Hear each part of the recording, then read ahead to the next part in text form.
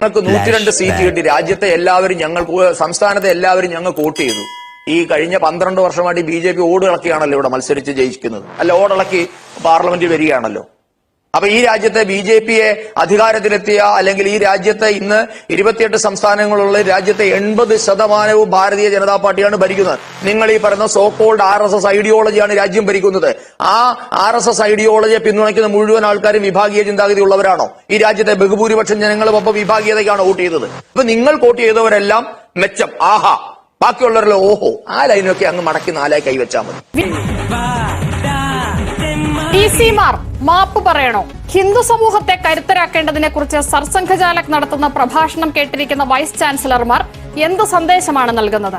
RSS നിരോധിത സംഘടനയല്ലല്ലോ എന്ന BJP നിലപാടിന് അക്കാദമിക രംഗത്ത് ന്യായീകരണമുണ്ടോ? ശ്രീ സന്ദീപ് വാചസ്പതി, RSS സർസംഘചാലകന്റെ പരിപാടിയിൽ പങ്കെടുത്ത വൈസ് ചാൻസലർമാർ മാപ്പ് പറയണം എന്നാണ് മുഖ്യമന്ത്രിയും ഉന്നത വിദ്യാഭ്യാസ മന്ത്രിയും എല്ലാം ആവശ്യപ്പെടുന്നത്. മുഖ്യമന്ത്രി പറയുന്നത് അത്തരമൊരു പരിപാടിയിൽ പങ്കെടുത്തത് വർഗീയതയെ പ്രോത്സാഹിപ്പിക്കുന്ന നടപടിയാണ് എന്നാണ്.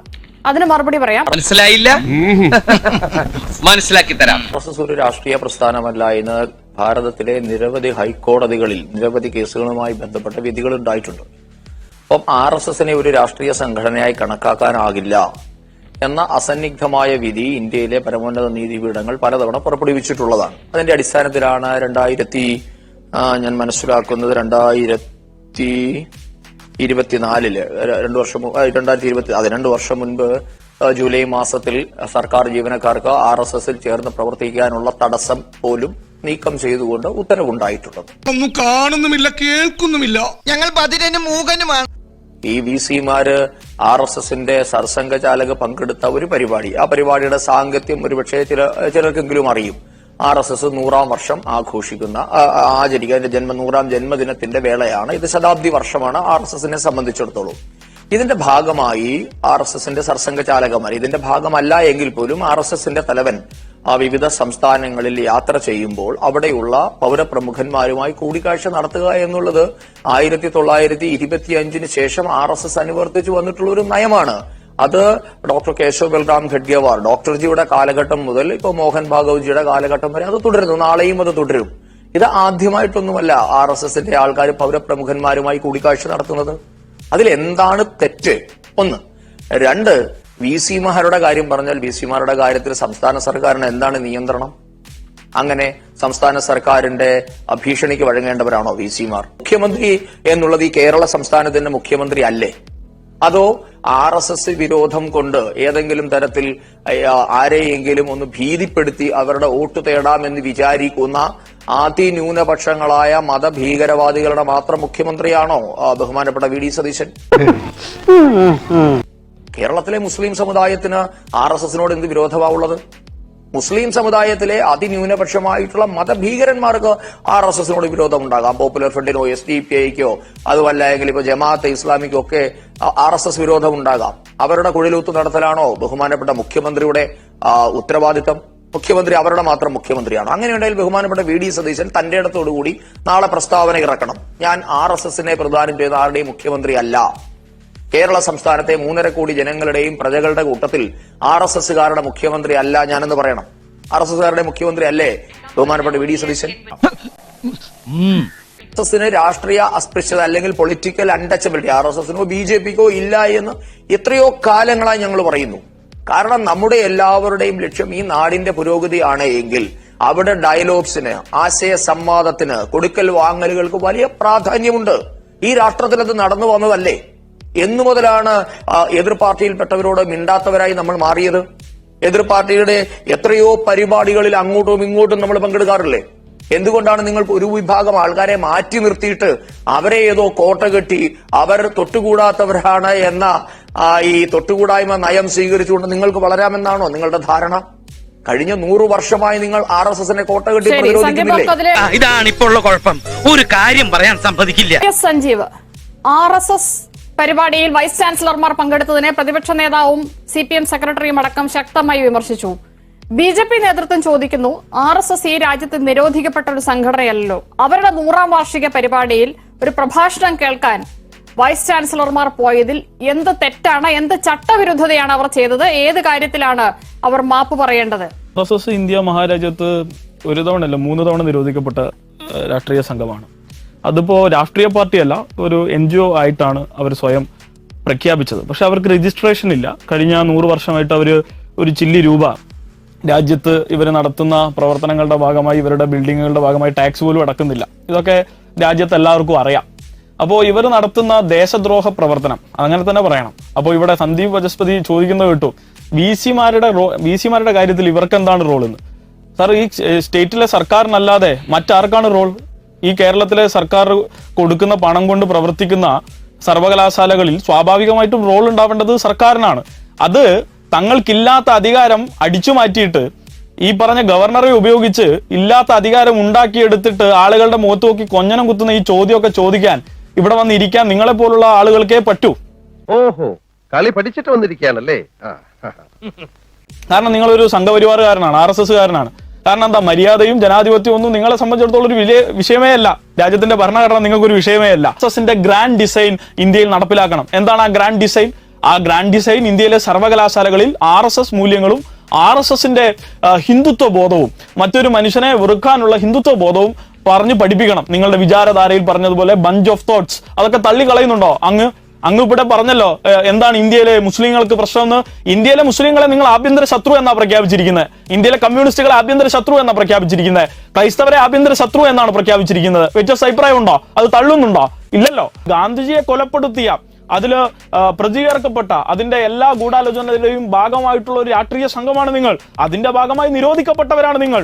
ഇന്ത്യയുടെ രൂപീകരണത്തിലോ ഇന്ത്യൻ സ്വാതന്ത്ര്യ സമരത്തിലോ നിങ്ങൾക്ക് പങ്കില്ല. ആ ഇന്ത്യ വിരുദ്ധമായിട്ടുള്ള ഒരു ബോധ്യത്തെ ഉയർത്തിപ്പിടിച്ച് കഴിഞ്ഞ 100 വർഷം നിങ്ങൾ പ്രവർത്തിച്ചു.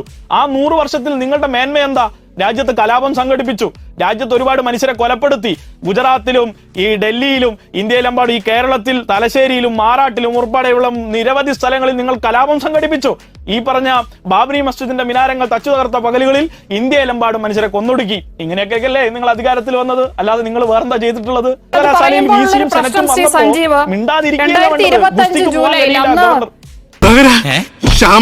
നല്ല ഉഷാറിലാണല്ലോ. താങ്കളുടെ പാർട്ടിയുടെ സർക്കാരുള്ള സമയമാണ്. അന്ന് ശിക്ഷാ സംസ്കൃതി ഉത്ഥാന്യാസിന്റെ ഭാഗമായിട്ട് കൊച്ചിയിൽ നടന്നൊരു ജ്ഞാനസഭ, അന്ന് മോഹൻ ഭാഗവത് പങ്കെടുത്തു. അതിൽ കേരള സർവകലാശാല, കണ്ണൂർ സർവകലാശാല, കുഫോസ്, കാലിക്കറ്റ് സർവകലാശാല എന്നീ സർവകലാശാലകളുടെ വൈസ് ചാൻസലർമാർ പങ്കെടുത്തിരുന്നു. അന്ന് അവരോട് എന്തെങ്കിലും വിശദീകരണം ചോദിക്കുകയോ അവർ മാപ്പ് പറയണമെന്ന് ആവശ്യപ്പെടുകയോ അവർ മാപ്പ് പറയുകയോ എന്തെങ്കിലും ഉണ്ടായിരുന്നോ? പരിപാടിയിൽ വൈസ് ചാൻസലർമാർ അന്ന് പങ്കെടുത്തതിനെ അന്നത്തെ മുഖ്യമന്ത്രി പിണറായി വിജയൻ എങ്ങനെയായിരുന്നു അദ്ദേഹം എങ്ങനെയായിരുന്നു പ്രതികരിച്ചത്? ആ വാർത്താക്കുറിപ്പോ ഫേസ്ബുക്ക് പോസ്റ്റോ ഉണ്ടെങ്കിൽ അതുകൂടി ഒന്ന് പറയാമെങ്കിൽ അതുകൂടി ചേർത്ത് ഞാൻ ജിൻഡോയോട് ചോദിക്കാം.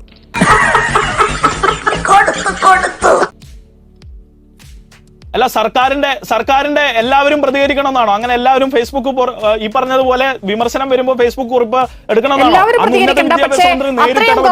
നിങ്ങൾ കാണുന്ന വിഷയമാണെങ്കിൽ മുഖ്യമന്ത്രി പ്രതികരിക്കണം. ശ്രീ സഞ്ജീവ്, അതെയോ? അങ്ങനെയാണോ? അപ്പൊ മുഖ്യമന്ത്രി പ്രതികരിച്ചിരുന്നോ അന്ന്? എന്താ പറയാനുള്ളത്? എന്തായിരുന്നു ആ പ്രതികരണം? പ്രതികരിച്ചിട്ടുണ്ട്. എന്താ പ്രതികരണം എന്ന് വെച്ചാൽ ഇത്തരം പരിപാടികളിൽ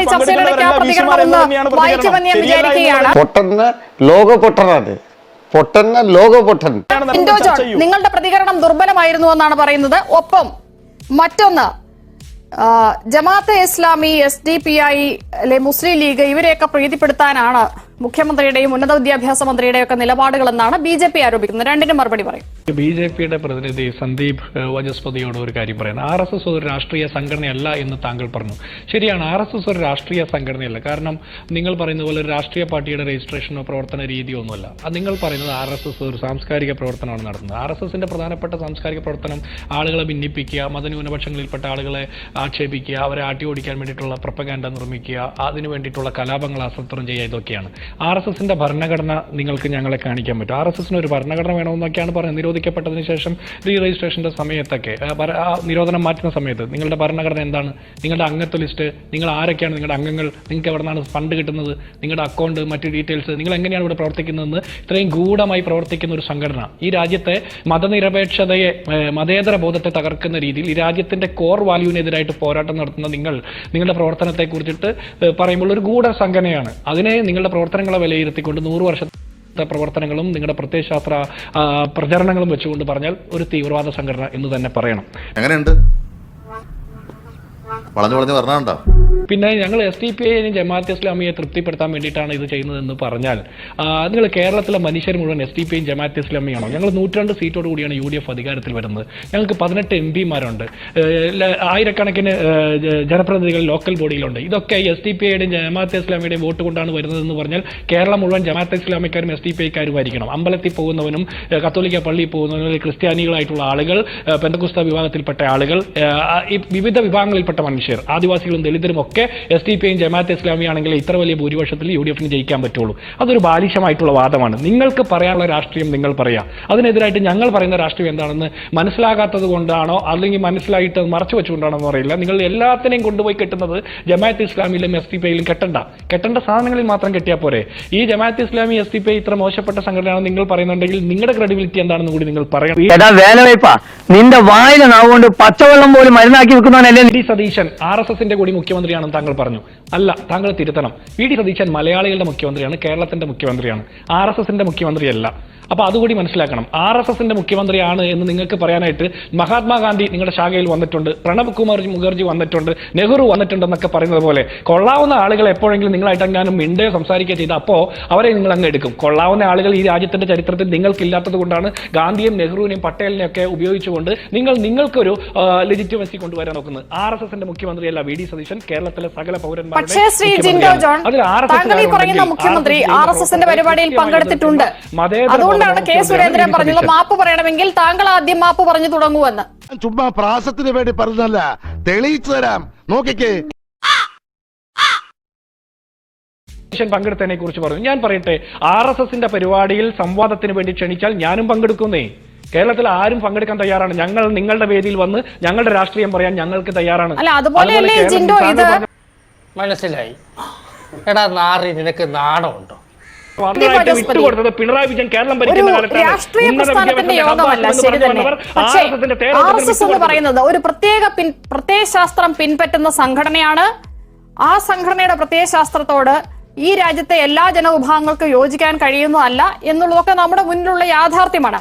അപ്പോൾ ഒരു അക്കാദമിക രംഗത്തെ നയിക്കുന്നവർ, അതിന്റെ തലപ്പത്തിരിക്കുന്നവർ എല്ലാ കുട്ടികളെയും എല്ലാ മതജാതി വിഭാഗങ്ങളിൽപ്പെട്ടവരെയും തുല്യരായി കണക്കാക്കേണ്ട വൈസ് ചാൻസലർമാർ ഇത്തരം ഒരു വേദിയിൽ, ഒരു സദസ്സിൽ ആ പ്രഭാഷണം കേട്ടിരിക്കുന്നതിലൂടെ എന്ത് സന്ദേശമാണ് വിദ്യാർത്ഥികൾക്ക് നൽകുന്നത് എന്നതാണ് ചോദ്യം. സർസംഘചാലക് ഈ പ്രഭാഷണത്തിൽ തന്നെ പറഞ്ഞ 1-2 കാര്യങ്ങൾ. The responsible society of Bharat is Hindu society. രാജ്യത്തിന്റെ മുന്നോട്ട് പോക്കിന് ഹിന്ദു സമൂഹം കരുത്തരാവണമെന്നാണ് അദ്ദേഹം പറഞ്ഞത്. Hindustan is a Hindu nation and the Hinduness has the capacity to connect everything in the world. മറ്റൊന്ന് അദ്ദേഹം പറഞ്ഞതിൽ എനിക്ക് ശ്രദ്ധേയമായി തോന്നിയത്, രാമജന്മഭൂമി വിഷയമായാലും ആർട്ടിക്കിൾ 370 ആയാലും ഇതൊന്നും ഒരു രാഷ്ട്രീയ വിഷയമല്ല, പക്ഷെ ഇതൊക്കെ രാജ്യ നന്മയ്ക്ക് വേണ്ടിയുള്ള വിഷയങ്ങളാണ് എന്നാണ്. അദ്ദേഹത്തിന് അത് പറയാനുള്ള സ്വാതന്ത്ര്യമുണ്ട്, അദ്ദേഹം വിശ്വസിക്കുന്ന അങ്ങനെ ആയിരിക്കാം. പക്ഷേ ഇത് ഈ വൈസ് ചാൻസലർമാർ നയിക്കുന്ന എല്ലാ വിദ്യാർത്ഥികൾക്കും അല്ലെങ്കിൽ അവരുടെ മാതാപിതാക്കൾക്കും ഒന്നും സ്വീകാര്യമായ ഐഡിയോളജിയേ അല്ല അത്. അപ്പൊ അങ്ങനെയുള്ള ഒരു മതനിരപേക്ഷ സമൂഹത്തിൽ ഇത്തരത്തിലുള്ള പ്രത്യയശാസ്ത്രങ്ങൾ പിൻപറ്റുന്നവരുടെ പ്രഭാഷണം കേൾക്കാൻ അക്കാദമിക രംഗത്തുള്ളവർ പോയിരിക്കുന്നത് ശരിയായ സന്ദേശമാണോ കൊടുക്കുന്നത്? എന്തോ വലമുണ്ടാക്കാൻ വന്നിരിക്കുക. അതെ, നാരായണിമംഗലം നാരായണൻ ആരാണെന്നാ നിന്റെ വിചാരം? അവൻ കലക്കാൻ പോണ കലക്ക് കണ്ടോ? പേര് പറഞ്ഞതും നിഷ പറഞ്ഞതും ഉൾപ്പെടെ നിരവധി അൺആൻസേർഡ് ക്വസ്റ്റ്യൻസ് ഉണ്ട്. അതിനൊക്കെ മറുപടി പറയാൻ എനിക്ക് അവസരം തരണം. ഒന്ന്, ഇവിടുത്തെ SFIയുടെ നേതാവ്, അദ്ദേഹം ഇപ്പോഴും ഈ വാട്സാപ്പ് യൂണിവേഴ്സിറ്റിയുടെ നിലവാരത്തിൽ നിന്നും ഉയരാത്തത് വളരെ വിഷമകരമാണെന്ന് എനിക്ക് അദ്ദേഹത്തോട് പറയാനുള്ളത്. ഈ ഗർഭിണിയും ശൂലവും ഒക്കെ എന്നൊക്കെയോ തള്ളിക്കളഞ്ഞ ഗാന്ധിവധവും ഒക്കെ SFIയുടെ ആള് അദ്ദേഹം ഇതൊന്ന് ഇന്ത്യയുടെ നീതിന്യായ സംവിധാനങ്ങളും അന്വേഷണ കമ്മീഷൻ റിപ്പോർട്ടുകളും ഒക്കെ പരിശോധിച്ചാൽ ഇമാതിരി വാട്സാപ്പ് യൂണിവേഴ്സിറ്റി വിഷയങ്ങളുടെ വന്നിരുന്ന് പറയില്ല. എങ്ങനെയാണ് ഗാന്ധിവധം ഉണ്ടായത്, അതിലെങ്ങനെ RSSനെ ഇംപ്ലിക്കേറ്റ് ചെയ്തു, പിന്നീട് നടന്ന 3-4 അന്വേഷണ കമ്മീഷനെ എങ്ങനെ കുറ്റവിമുക്തനാക്കി, നാളിതുവരെ ഗാന്ധിവധവുമായി ബന്ധപ്പെട്ട ഒരു അന്വേഷണ റിപ്പോർട്ടിലും ഫ്രം ദ സീൻ മഹസർ മുതൽ അല്ലെങ്കിൽ FIR മുതൽ സുപ്രീം കോടതി ജഡ്ജി അന്വേഷിച്ച അന്വേഷണ കമ്മീഷൻ റിപ്പോർട്ട് വരെ വിചാരണ കോടതിയിലോ പോലീസ് സ്റ്റേഷനിലോ എവിടെയും RSS എന്നുള്ള 3 അക്ഷരം നിങ്ങൾക്ക് കാണാൻ പറ്റില്ല. RSSുമായി കണക്ട് ചെയ്യുന്ന ഒരു ഇഷ്യൂ ഇല്ല എന്നുള്ളത് എത്രയോ കാലങ്ങളായി ഈ രാജ്യം ചർച്ച ചെയ്ത് ചവച്ചു തുപ്പിയ വിഷയമാണ്. ദൈവം അതൊന്നും പൊക്കിക്കൊണ്ട് വരരുത്. വിഷമിക്കല്ലേ നീ പിന്നെ ഇത് തന്നെയാണ് ഗർഭിണി ശൂലത്തിന്റെ കഥ. അങ്ങ് ഗുജറാത്ത് അന്വേഷണ കമ്മീഷൻ റിപ്പോർട്ടും ഒക്കെ എടുത്തു വെച്ചൊന്ന് വായിച്ചാൽ താങ്കൾക്ക് അതൊക്കെ മനസ്സിലാവും. സ്പെഷ്യൽ SIT UPA സർക്കാരിന്റെ കാലഘട്ടത്തിൽ സുപ്രീം കോടതി നിയോഗിച്ച SIT ആണ് ഗുജറാത്ത് കലാപത്തെ പറ്റി അന്വേഷിച്ചതെന്നും അതിന് സംസ്ഥാന സർക്കാരിന് യാതൊരു കൺട്രോൾ ഇല്ലാതിരുന്ന SIT രാഘവന്റെ നേതൃത്വത്തിലുള്ള SIT അന്വേഷിച്ച അന്വേഷണ റിപ്പോർട്ടുകൾ താങ്കൾ വായിക്കണം. അപ്പൊ ഈ കഥകൾക്കൊക്കെയുള്ള മറുപടി അവിടെ കിട്ടും. അപ്പൊ താങ്കൾ ഇത്തരം അമർചിത്രകഥാ കഥകളുമായി താങ്കൾ പറയുന്നത് കൊണ്ട് എനിക്ക് അതിനകത്ത് ഒന്നും പറയാനില്ല. അങ്ങ് പോയി ചത്തുടടാ പറയുന്നുണ്ടായിരുന്നു ഈ സംസ്ഥാന സർക്കാരിനാണല്ലോ അങ്ങ് റോൾ VC-മാരുടെ കാര്യത്തിൽ. എന്താ ചെയ്തത് നിങ്ങൾ? ഇവിടെ നിഷയും ജിൻഡോയും ചോദിച്ചുകൊണ്ട് ഞാൻ ചോദിക്കുന്നെങ്കിലും ഇന്ന് 3 VC-മാരല്ലേ പങ്കെടുത്തത്? പിണറായിയുടെ കാലത്ത് 4 VC-മാര് പങ്കെടുത്തല്ലോ. എന്ത് ചെയ്തു നിങ്ങൾ? സർക്കാരിന് വലിയ റോൾ ഉണ്ടായിട്ട് എന്താ ചെയ്തത്? അപ്പൊ അതുകൊണ്ട് അങ്ങ് SFI നേതാവ് ആയതുകൊണ്ട് അല്പം കൂടി VC-മാരും സംസ്ഥാന സർക്കാരും കേന്ദ്ര സർക്കാരും സെനറ്റും സിൻഡിക്കേറ്റും തമ്മിലൊക്കെയുള്ള ബന്ധങ്ങളൊക്കെ ഒന്ന് വായിച്ചു പഠിച്ചാൽ അതിനുള്ള മറുപടി കിട്ടും എന്നുള്ളതുകൊണ്ട് ഞാൻ കൂടുതൽ അതിലേക്ക് പറയുന്നില്ല. പിന്നെ അങ്ങ് പറഞ്ഞ അന്ന് പത്രക്കുറിപ്പ് കൊടുത്തത്, അന്ന് പത്രക്കുറിപ്പ് കൊടുത്തെങ്കിൽ ഇന്ന് 2 മന്ത്രിമാര് സ്റ്റേറ്റ്മെന്റ് ബൈറ്റ് കൊടുത്തിട്ടുണ്ട്. അതേ ഉള്ളൂ വ്യത്യാസം. അന്ന് നിങ്ങൾ പത്രക്കുറിപ്പ് കൊടുത്തു, ഇന്ന് ഇവര് 2 ബൈറ്റ് കൊടുത്തു. സതീശന് 1 കൊടുത്തു, നമ്മുടെ റോജിയും ജോണും കൊടുത്തു. അതേ ഉള്ളൂ വ്യത്യാസം. അപ്പൊ അതുകൊണ്ട് അതൊക്കെ ഇവിടെ നടക്കട്ടെ. പിന്നെ ഇവിടെ കോൺഗ്രസിന്റെ പ്രതിനിധി ജിൻഡോ പറഞ്ഞു, ജിൻഡോ ഈ RSS ഗൂഢമായി പ്രവർത്തിക്കുന്ന സംഘടനയാണ് സാറിന്റെ. ഈ ലോകത്തെ ഏറ്റവും സുതാര്യമായി പ്രവർത്തിക്കുന്ന സംഘടനയാണ് RSS. 1 മണിക്കൂർ നിങ്ങൾക്ക് ഏതെങ്കിലും ഒരു മൈതാനത്ത് ചെന്ന് RSS അവിടെ എന്താ ചെയ്യുന്നതെന്ന് കാണാം. എന്ത് ഗൂഢതയുള്ളത് എനിക്ക് മനസ്സിലാവുന്നില്ല. ഇതൊക്കെ അപ്പൊ അതുകൊണ്ടാണ് ഞാൻ പറഞ്ഞത്, നമ്മൾ രാഷ്ട്രീയമായ എതിർചേരിയിലും നിങ്ങൾക്ക് RSSനെ ദഹിക്കാനൊക്കെ ബുദ്ധിമുട്ടുണ്ടായിക്കോട്ടെ. പക്ഷെ എങ്കിലും നമ്മൾ ബേസ്ലെസ് ആയിട്ടുള്ള കാര്യങ്ങൾ പറയരുത്. RSSനെ പറ്റി നിങ്ങളൊന്ന് മനസ്സിലാക്കൂ. ഇപ്പോ നിങ്ങൾ പറഞ്ഞല്ലോ ഈ ഇന്ത്യയിൽ എവിടെയോ എത്ര വർഗീയ കലാപ കേസുകളിൽ RSSന്റെ പേരുകളുണ്ട് പറഞ്ഞുതരാമോ? തലശ്ശേരി കലാപത്തിൽ ഉള്ള നേതാക്കന്മാരുടെയും CPI CPM സംഘടനകളുടെ പേര് പറഞ്ഞിട്ടുണ്ട്. പൂന്ത്ര കലാപത്തിൽ, മാറാട് കലാപത്തിൽ പേരുകൾ പറഞ്ഞ സംഘടനകൾ പല മന്ത്രിസഭകളും വന്നും പോയി ഇരുന്നിട്ടുണ്ട്. ഇപ്പോഴും നിങ്ങൾ എന്താ പറയുന്നത്, വേദിയല്ല പറയുന്നത്, കിടക്ക പങ്കിടുന്നുണ്ട് മന്ത്രിസഭയിൽ അടക്കം. അപ്പൊ അതുകൊണ്ട് അന്വേഷണ കമ്മീഷനും വർഗീയ കലാപമൊന്നും കാണിച്ച് ആരെയും ഭീഷണിപ്പെടുത്താനൊന്നും വരരുത്. സൂപ്പർ. അപ്പൊ നിങ്ങളെ സംബന്ധിച്ചിടത്തോളം ജനം എന്ന് പറഞ്ഞാൽ ഈ രാജ്യത്തെ മത തീവ്രവാദികൾ അടങ്ങുന്നതാണ്. അവർ മാത്രമാണ് നിങ്ങളുടെ ജനത. അതുകൊണ്ട് അത് അവിടെ ഇരുന്നോട്ടെ. അദ്ദേഹം പറയുന്നുണ്ട് VC എന്ന് പറഞ്ഞാൽ എല്ലാവരുടെയാണ്, മുഖ്യമന്ത്രി എല്ലാവരുടെയും അല്ല. ഞാൻ RSSകാരുടെ മാത്രം മുഖ്യമന്ത്രിയാണ് VD സതീശൻ എന്ന് പറഞ്ഞില്ല. ഈ രാജ്യത്തെ മുഴുവൻ ജനങ്ങളുടെയും മുഖ്യമന്ത്രിയാണ്. തന്റെ ഇടമുണ്ടെങ്കിൽ തള്ളിപ്പറയണമെന്നാണ് ഞാൻ പറഞ്ഞത്. അത് അവിടെ നിൽക്കട്ടെ. നിങ്ങൾക്ക് 102 സീറ്റ് കിട്ടി. രാജ്യത്തെ എല്ലാവരും സംസ്ഥാനത്തെ എല്ലാവരും ഞങ്ങൾക്ക് വോട്ട് ചെയ്തു.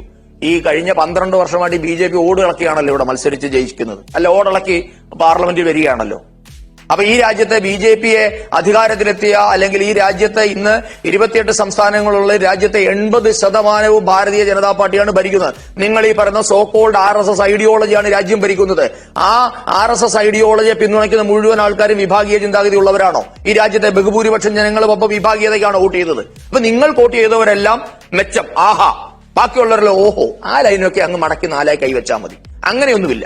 ലോണ് കിട്ടിയോ? സാമാന്യം ഭേദപ്പെട്ട രീതിയിൽ അങ്ങനെ നിങ്ങൾക്ക് ഒരു നിലപാടുണ്ട്, 2 പേരോട് ഒരു നിലപാട് സ്വീകരിക്കണം. നിങ്ങൾക്ക് SDPക്കാരും ജമാഅത്തേക്കാരും മാത്രമല്ല വോട്ട് ചെയ്തത് എന്ന് പറയുമ്പോൾ, ഇപ്പുറത്ത് ഭാരതീയ ജനതാ പാർട്ടിയെ അധികാരത്തിലേറ്റുള്ള സംസ്ഥാനങ്ങളും രാജ്യവുമുണ്ട്. ആ രാജ്യത്തെ മുഴുവൻ ജനങ്ങളും വിഭാഗീയതയുടെ ആൾക്കാരാ? അവരിൽ അത്ര മണ്ടന്മാരാണോ? കഴിഞ്ഞ 15 വർഷത്തിലേക്ക് കടക്കണം, 3ാമത്തെ ടൈമാണല്ലോ. ആ രാജ്യത്തെ ഇന്ത്യ മഹാരാജ്യത്തെ മുഴുവൻ ജനങ്ങളെയും ബഹുമാനപ്പെട്ട ജിൻഡോ നിങ്ങൾ വില കുറച്ച് കാണരുത്. അദ്ദേഹം പറയുന്നുണ്ടായിരുന്നു, ആരെങ്കിലുമൊക്കെ ഇവരോട് മിണ്ടിയാൽ അവരെ പിടിച്ചെങ്കിൽ RSS ആക്കും. മഹാത്മാഗാന്ധിയും കൊള്ളാവുന്ന ആൾക്കാരൊക്കെ മിണ്ടിയാൽ ഉടനെ RSS ആക്കണം. ബഹുമാനപ്പെട്ട ജിൻഡോ, താങ്കൾ ചരിത്രം ഒന്ന് പഠിക്കണം. അതായത് മഹാത്മാഗാന്ധി RSSന്റെ ക്യാമ്പ് സന്ദർശിച്ചത് 2 തവണയാണ്. വെറുതെ വഴിയെ കൂടെ പോയപ്പോ RSSകാരനെ കണ്ട് കൈപിടിച്ചു കുലുക്കി മിണ്ടിയതല്ല. RSSന്റെ വാർധാ ശിബിരത്തിൽ 1945 നടന്ന 35 നടന്ന വാർധയിലെ ശിബിരത്തിൽ ഗാന്ധി 2 തവണയാണ്, 1 അല്ല 2 തവണ. എന്നിട്ട് ഗാന്ധി കൊടുത്ത സ്റ്റേറ്റ്മെന്റ് ഉണ്ട്, അത് നിങ്ങൾ മറന്നു പോകരുത്. അയിത്തം എന്നുള്ളത് എനിക്കിവിടെ RSS ക്യാമ്പിൽ വന്നിട്ട് കാണാൻ സാധിച്ചിട്ടില്ല എന്നും RSS ഈ നാട് ചെയ്യുന്ന സേവനത്തെ പറ്റി പ്രകീർത്തിച്ചത് ഒന്ന് ഗാന്ധി. BR അംബേദ്കർ RSSന്റെ ക്യാമ്പിൽ വന്നിട്ടുണ്ട്. നേതാജി സുഭാഷ് ചന്ദ്രബോസ് RSS സ്ഥാപകനെ കാണാൻ വന്നു, 2 തവണ വന്നു. അദ്ദേഹം മരണശയ്യയിലായതുകൊണ്ട് അദ്ദേഹവുമായി കൂടിക്കാഴ്ച നടക്കാതെ പോയി നേതാജി സുഭാഷ് ചന്ദ്ര. ഇവരൊന്നും വഴിയേക്കട പോയപ്പോ RSSന്റെ ബോർഡ് കണ്ട് കയറി വന്ന് ചായ കുടിക്കാൻ വന്നവരല്ല. പിന്നെ ഈ RSSന്റെ പ്രചാരകായിരുന്നു ദത്തോപന്ത് ഠേങ്കടി, നിങ്ങൾ കേട്ടിട്ടുണ്ടാകും. BMSന്റെ സ്ഥാപകനാണ്. അദ്ദേഹമായിരുന്നു BR അംബേദ്കറിന്റെ ചീഫ് ഇലക്ഷൻ ഏജന്റ്. നിങ്ങൾ അംബേദ്കർക്കെതിരെ നിങ്ങളിപ്പോ വലിയ അംബേദ്കറൈറ്റുകളും അംബേദ്കർ പ്രേമികളുമാണല്ലോ. അംബേദ്കർ മുംബൈയിൽ മത്സരിക്കുമ്പോൾ അംബേദ്കർക്കെതിരെ സ്ഥാനാർത്ഥി നിർത്തിയ പാർട്ടിയാണ് നിങ്ങളുടെ പാർട്ടി. അന്ന് അംബേദ്കറുടെ ചീഫ് ഇലക്ഷൻ ഏജന്റായി പ്രവർത്തിച്ചത് നിങ്ങൾ ഈ പറയുന്ന വലിയ വർഗീയവാദിയായ സവർണ ഫാസിസ്റ്റായ ദത്തോപന്ത് ഠേങ്കടിയാണ് എന്ന് മറക്കരുത്.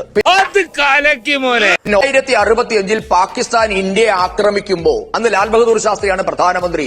സർവകക്ഷി യോഗം വിളിച്ചു. RSSന്റെ രണ്ടാം സർസംഘചാലകായിരുന്ന ഗുരുജി ഗോൾവൽക്കർ ആ സർവകക്ഷി യോഗത്തിൽ പങ്കെടുത്തിട്ടുണ്ട് ജിൻഡോ. അപ്പൊ ഈ രാജ്യത്തിന്റെ നിർണായകമായ മേഖലകളിലെല്ലാം RSS ഇടപെട്ടിട്ടുണ്ട്.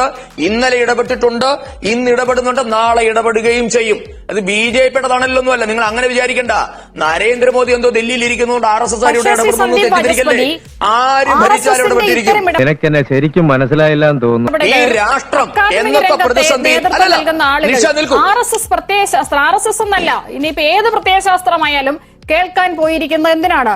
Hindustan is a Hindu nation and the Hinduness has the capacity to connect everything in the world. The responsible society of Bharat is Hindu society. എന്നെല്ലാമുള്ള പ്രഭാഷണം നടക്കുന്നിടത്ത് അക്കാദമിക് രംഗത്തെ നയിക്കുന്ന ആളുകൾ പോയി കയ്യും കെട്ടി കേട്ടിരിക്കേണ്ട ആവശ്യം എന്താണ്? നിഷ അത് മാത്രമേ കേട്ടുള്ളൂ. അതിനു മുൻപ് സർസംഘചാലക് പറഞ്ഞത് കേട്ടില്ലായിരുന്നോ? ഓൾ ഇന്ത്യൻസ് ആർ ഹിന്ദുസ് എന്ന് പറഞ്ഞ് കേട്ടിട്ടില്ലായിരുന്നു? ഈ രാജ്യത്തെ മുഴുവൻ ആൾക്കാരെയും അപകടകരമായ പ്രസ്താവനകൾ ഇതൊക്കെയാണ്. എന്ത് അപകടം? എടാ ഞങ്ങള് അല്ല, ഇത് നിഷക്കല്ലേ അപകടം?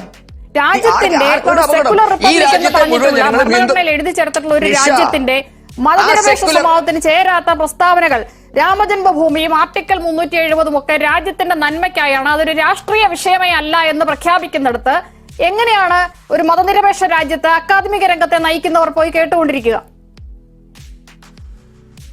അല്ല, ഈ മതനിരപേക്ഷതയുടെ അട്ടിപ്പേർ അവകാശം നിങ്ങൾക്കാണ് തന്നിരിക്കുന്നത്. ഞങ്ങളാരും മതനിരപേക്ഷക്കാരല്ലേ? ഈ മതനിരപേക്ഷത ഞങ്ങൾക്കല്ല, ഞാനടക്കം ഈ രാജ്യത്തെ ഭരണഘടനയ്ക്ക് ജീവിക്കുന്ന വളരെ മര്യാദക്ക് ഈ രാജ്യത്ത് കഴിഞ്ഞ ആർക്കുമില്ല, RSSനുമില്ല, BJPക്കുമില്ല. കഴിഞ്ഞ 12 ഇല്ല, ഞങ്ങളൊന്നും പറഞ്ഞില്ലല്ലോ. കഴിഞ്ഞ 12 വർഷമായി ഈ രാജ്യത്തിന്റെ മതനിരപേക്ഷ ഫാബ്രിക്കിന് എന്താ കുഴപ്പം പറ്റിയത്? ഈ രാജ്യത്തെ ന്യൂനപക്ഷങ്ങൾ മുഴുവൻ ഓടിപ്പോയോ? അവരെല്ലാം വറുത്തു തിന്നോ? നരേന്ദ്രമോദിയും BJP RSSും കൂടെ എന്താ ചെയ്തത്? നിങ്ങൾ കുറെ കാലം കൂടി ഭീതി ഉണ്ടാക്കുന്നല്ലോ. മുഖത്ത് നോക്കി പറയും, അതിന്റെ ചെറുപ്പം പോലെയുള്ള ശീലം. അന്നും ഇന്നും RSS പറയുന്നു ഈ രാജ്യത്തെ ഇതാണ് നിങ്ങൾ ചോദിക്കുന്നത്. ശരിയായ സംവാദത്തിന് നിങ്ങൾ തയ്യാറാണോ? രാമജന്മഭൂമി ഈ രാജ്യത്തെ രാഷ്ട്രീയ വിഷയമല്ല, രാജ്യത്തിന്റെ പുരോഗതിക്ക് ആവശ്യമായ വിഷയമാണ്. ആർട്ടിക്കിൾ 370 റദ്ദാക്കിയത് ഈ രാജ്യത്തിന്റെ പുരോഗതിക്ക് ആവശ്യമായ വിഷയമാണെന്ന് സർസംഘചാലക് പറയുമ്പോൾ ഈ രാജ്യത്തെ മുഴുവൻ ജനങ്ങളും അത് തലകുലുക്കി സമ്മതിക്കണം എന്നാണോ BJP കരുതുന്നത്? ശ്രീമതി നിഷ, നിങ്ങൾ എന്താ പറഞ്ഞു വരുന്നത്? ഈ രാമജന്മഭൂമിയും ആർട്ടിക്കിൾ 370യും ഞാനും നിഷയും തമ്മിലാണോ സമയം? ഇന്ത്യയുടെ പരമോന്നത കോടതി റാറ്റിഫൈ ചെയ്തിട്ടുണ്ട് മിസ്റ്റർ. നിങ്ങൾ അത് കണ്ടില്ലേ? ഇന്ത്യയുടെ പരമോന്നത കോടതി പറഞ്ഞിരിക്കുന്നു. പിന്നെ ആരാണ് ഈ രാജ്യത്ത് പറയേണ്ടത്? മനോരമ സ്റ്റുഡിയോയിലാണോ തീരുമാനമാക്കേണ്ടത്? ഈ രാജ്യത്തെ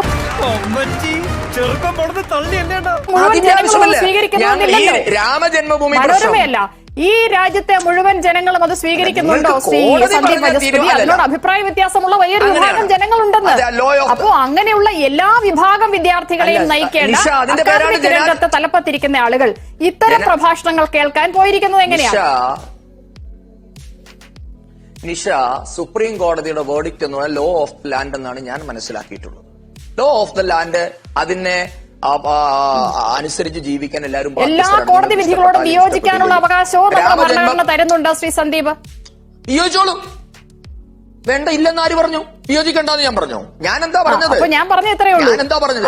കോടതി വിധികളോടക്കം വിയോജിപ്പുള്ള ദശലക്ഷക്കണക്കിന് ആളുകൾ ജീവിക്കുന്ന ഒരു രാജ്യത്ത് അത്തരത്തിലുള്ള എല്ലാ പശ്ചാത്തലത്തിലും വരുന്ന കുട്ടികളെ നയിക്കേണ്ടത് ശ്രീ സന്ദീപ് വചസ്പതിയോ താങ്കളുടെ പാർട്ടിയോ അല്ലെങ്കിൽ RSS പ്രവർത്തകരോ ഒക്കെ പോകുന്നത് ഒരു തെറ്റുമില്ല. നിങ്ങൾക്ക് നിങ്ങളുടെ പ്രത്യയശാസ്ത്രം പ്രചരിപ്പിക്കാം, കേൾക്കാം. പക്ഷേ ഇതിനോട് വിയോജിപ്പുള്ള ദശലക്ഷക്കണക്കിന് ആളുകളുള്ള ഒരു രാജ്യത്ത് അത്തരത്തിലുള്ള കുടുംബങ്ങളിൽ നിന്ന് വരുന്ന കുട്ടികളെ നയിക്കേണ്ട അക്കാദമിക് രംഗത്തെ പ്രമുഖർ ഇത്തരം പ്രഭാഷണങ്ങൾ കേട്ട് തലകുലുക്കിയിരിക്കുന്നത് എന്ത് സന്ദേശമാണ് ഈ സമൂഹത്തിന് കൊടുക്കുന്നതെന്നാണ് ചോദ്യം.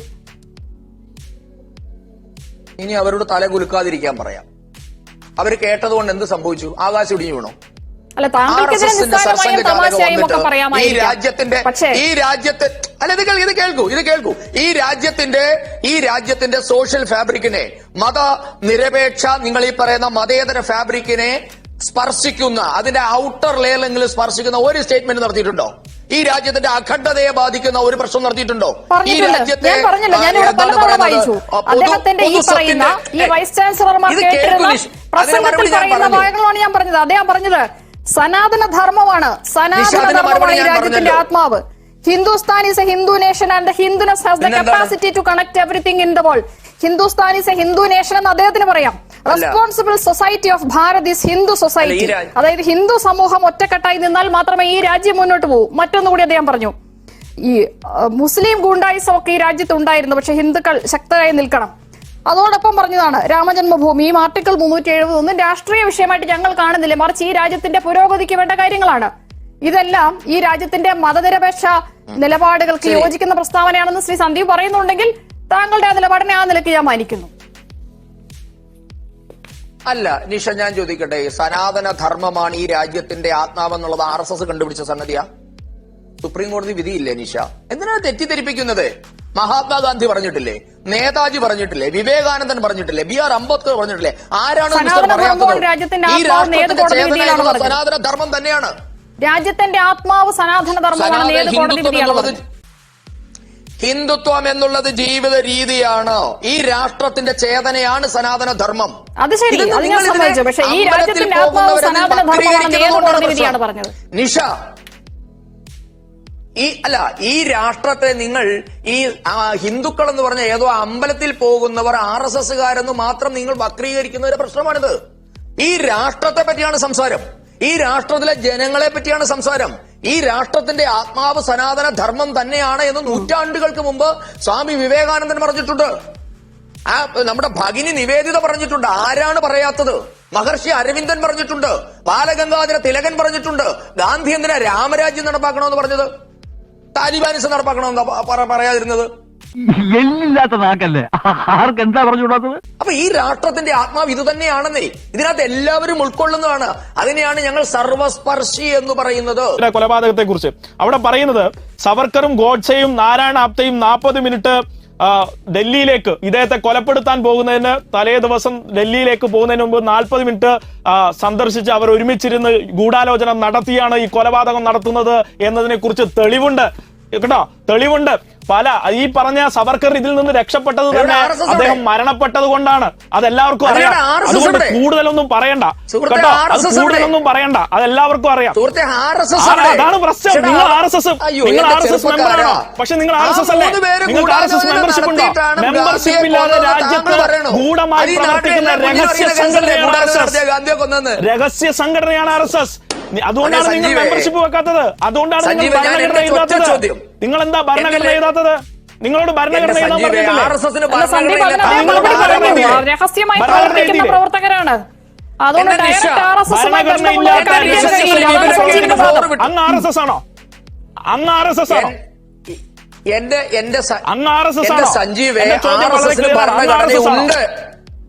എന്റെ ചോദ്യം വളരെ ക്ലിയർ ആണ്. അങ്ങ് RSS ആണോ? അങ്ങ് RSS ആണോ? എന്റെ ചോദ്യം ക്ലിയർ ആണ്. ഉത്തരവുണ്ടോ? RSS ആണോ? RSS ആണോ? ധൈര്യം ഉണ്ടെങ്കിൽ പറയൂ. നിങ്ങൾ ക്ലാസ് എടുത്തല്ലോ. അങ്ങ് RSS ആണോ? RSS ആണോ അല്ലയോ പറ. ഇത്തരം ചോദ്യങ്ങൾ പിന്നെ ഞാൻ RSS അല്ലാതെ ഓക്കെ. അപ്പൊ അതുപോലെ മെമ്പർഷിപ്പ് പോലും അങ്ങയുടെ കയ്യിലില്ല. താങ്കൾക്ക് ഭരണഘടന